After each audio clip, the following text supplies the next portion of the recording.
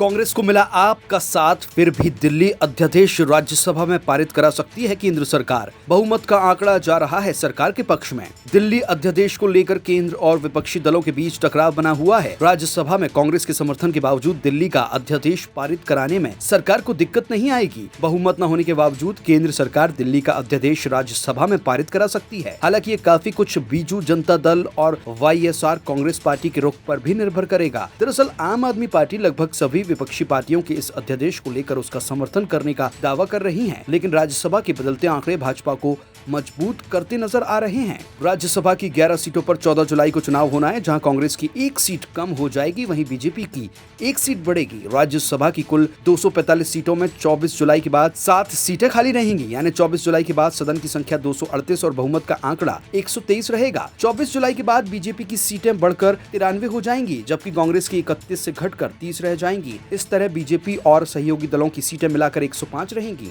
BJP को 5 मनोनीत और 2 निर्दलीय सांसदों का समर्थन मिलना भी तय माना जा रहा है। इस तरह सरकार के पक्ष में 112 सांसद हैं, जो बहुमत के आंकड़े से 11 दूर हैं। सरकार को बहुजन समाज पार्टी, जेडीएस और टीडीपी के एक सांसदों से भी समर्थन की उम्मीद है। ऐसे में सरकार को बीजेडी और वाईएसआरसीपी के मदद की जरूरत होगी। इन दोनों पार्टियों के 9 सांसद हैं। बीजेडी ने कहा है कि वह बिल सदन में चर्चा और मतदान के लिए आने पर सदन में ही फैसला करेगी। वहीं वाईएसआरसीपी ने भी अभी तक अपने पत्ते नहीं खोले हैं। इससे पहले पिछले साल जब इसी तरह का एक बिल आया था, तो इन दोनों पार्टियों ने मतदान के समय सदन से वॉकआउट करा दिया था। इससे सरकार को मदद मिली थी। इस बार भी अगर वे ऐसा ही करते हैं तो बहुमत का आंकड़ा कम होकर 111 रह जाएगा, जिससे एनडीए की ताकत 1 ज्यादा होगी। लेकिन अगर इन दोनों दलों के विरोध में वोट डाला तो सरकार बिल पारित नहीं करा सकेगी। सरकार दिल्ली अध्यादेश पर मतदान से पहले राज्यसभा में 2 सांसद मनोनीत भी कर सकती है। इस तरह उसके समर्थक सांसदों की संख्या बढ़कर 114 पहुँच सकती है। देश दुनिया की सभी खबरें देखने के लिए जुड़े रहिए आचरण न्यूज से। आचरण न्यूज, हर कदम आपके साथ।